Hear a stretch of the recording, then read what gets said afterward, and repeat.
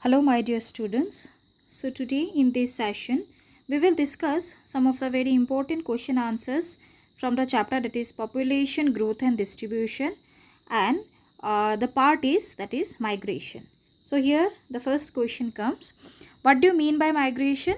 The movement of people or groups of people from one place to another place for residence, job, education, political compulsions, natural calamities, etc. is known as migration. Next, question number 2. What are the different types of migration? Answer. Migration is classified on the basis of nature and space. On the basis of nature, migration can be divided into emigration and immigration. The first one is emigration. When people of a country or region go to another state and settle there, it is called emigration. Next, immigration. When people of a country or a state come to another country and settle, the entire process for the host country or state is known as immigration. Next, on the basis of space, migration can be classified into number 1, international migration. The migration of people from one country to another country for job, permanent settlement, etc. is known as international migration.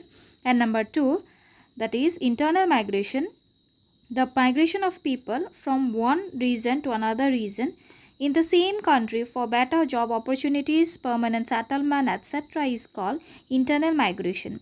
Internal migration may be from one village to another village, from rural to urban, from one city to another, from one region to another, etc. Internal migration can also be classified as temporary migration or commutation and permanent migration. Question which is very important and it is quite from the exam viewpoint also. What is brain drain? Answer. The migration of skilled personnel of a country such as engineers, doctors, scientists, highly skilled professionals, etc. to another country mainly due to the availability of better job opportunities in that country is known as brain drain. It is a drain of the skilled persons from the home country to another country. Next question is, describe the pull and the push forces of migration. Answer. Migration takes place due to several reasons. These factors are called pull and push factors.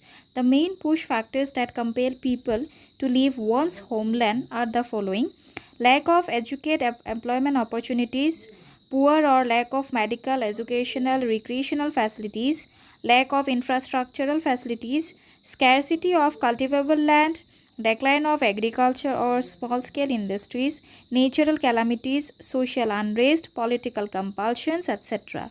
Next, the main pull factors are the following: the availability of modern facilities, the attraction and glamour of town life, desire to be modern, better standard of life in the towns, to be near some religious sites, presence of better educational institutions, etc.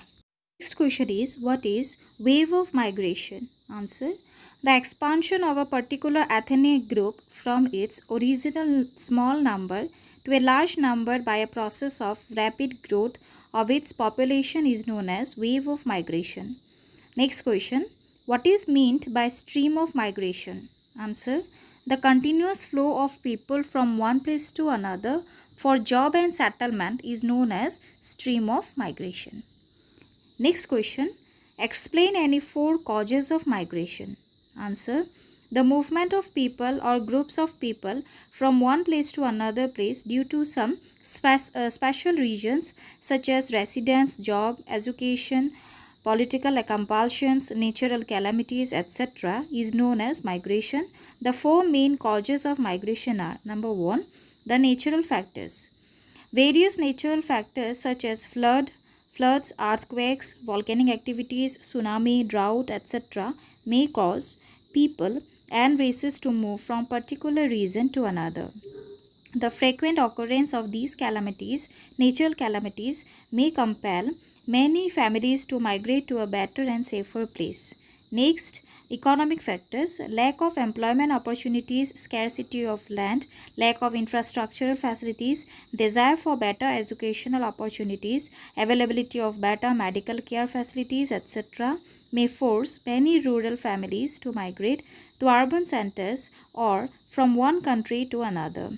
In fact, the economic factor seems to be the most important cause of migration.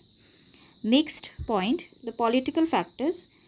War, insurgency, partition of the country or region, government policy, political persecution, etc., may compel many individuals to move to some other place for living. Many North African countries have witnessed huge migration of people due to local war and political persecution. Next, social factors. The desire for better education, presence of important religious centers, presence of the same category of people, presence of family or relations in a particular place, etc., may force some people to migrate to that place. Many tribal populations migrate to a new place due to the presence of similar tribes or the same tribe in that place. Next question. Elaborate any three changes due to migration. Answer. Migration brings about a lot of consequent changes in the society and country. The three changes caused due to migration are: number 1, change in the population size. Due to migration, the population of a particular place becomes very high.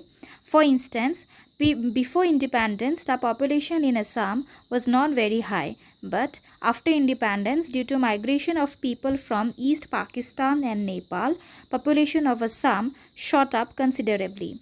Internal migration often brings about a shift in the size of the population from the rural areas to the urban centers. Next, number 2 point, change in the demographic structure.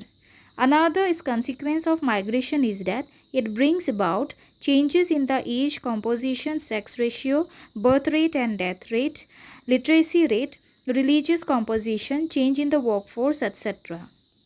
The high percentage of older generation negatively affects the economic growth of the country, while the presence of large young workforce can boost the productive capacity of the country.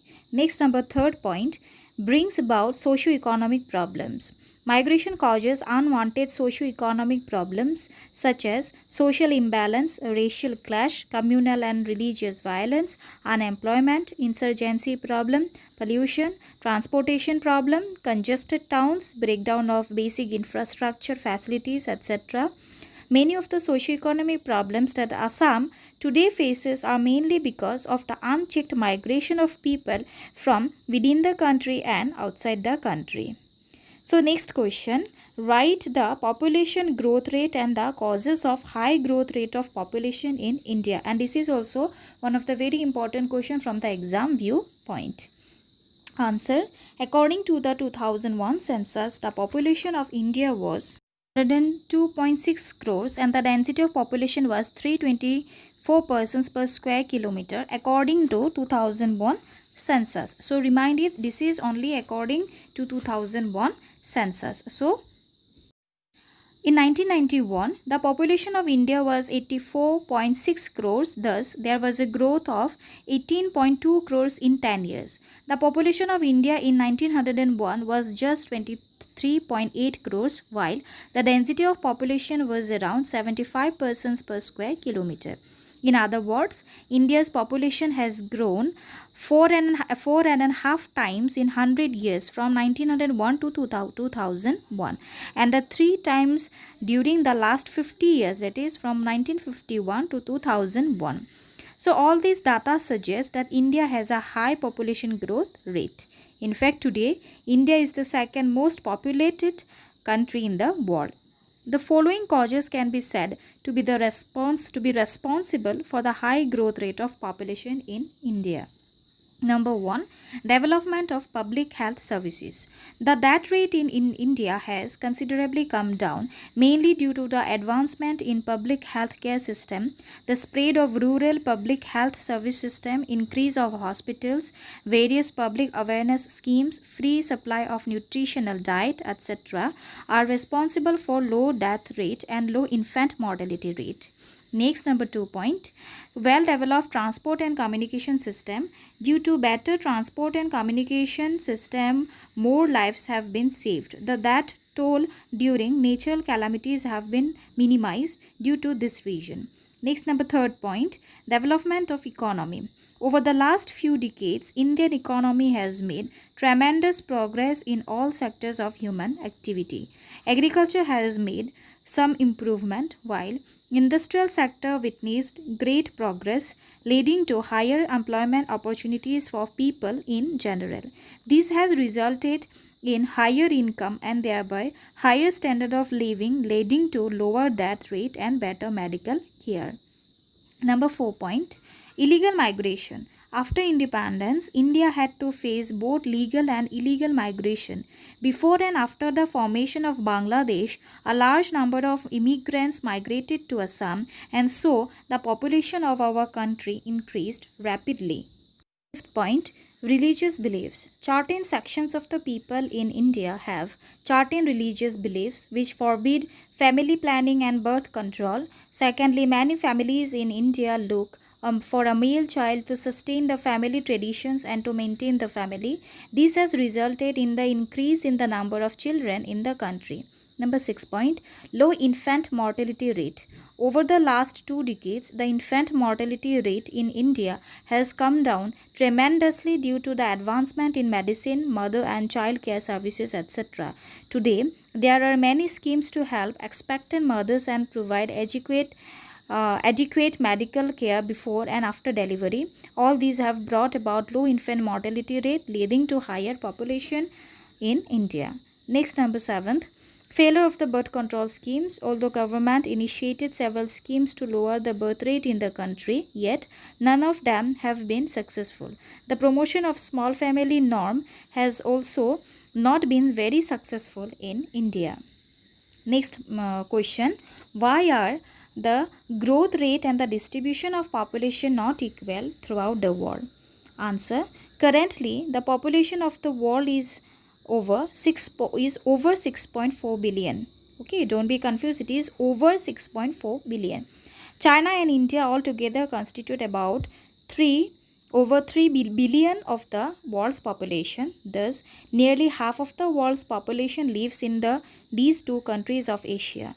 Due to certain geographical, social and economic differences, the population of the world is not uniform.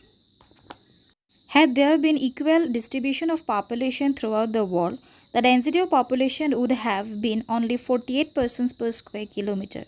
But unfortunately, about 90% of the world's population lives in the northern hemisphere. Again, in the northern hemisphere, the density of population is not uniform. About 50% of this population of the northern hemisphere lives within 10 to 40 degree north latitudes, and about 40% of the people are found to be living between 40 degree and 60 degree north latitudes. Thus, we see great variations in the distribution of world's population. The main reasons for this variation in the distribution of world's population are following. Number 1, geographical differences. Number 2, climatic differences. Number 3, differences in altitude. Number 4, difference in location. Number 5, type of people. Number 6, religious differences. Number 7, differences in economic development. And number 8, differences in the development of transport and communication, etc. So, this much is quite enough for this session. So in our next class, we will discuss some more question and answer, which may be some kind of it's quite important from the exam viewpoint. And we will discuss all these things as a probable question answers from your exam viewpoint. And this much is quite enough for this class. Thank you so much. Have a nice day. And all of you just note it down all the question answers whichever I have given as the video format. Thank you.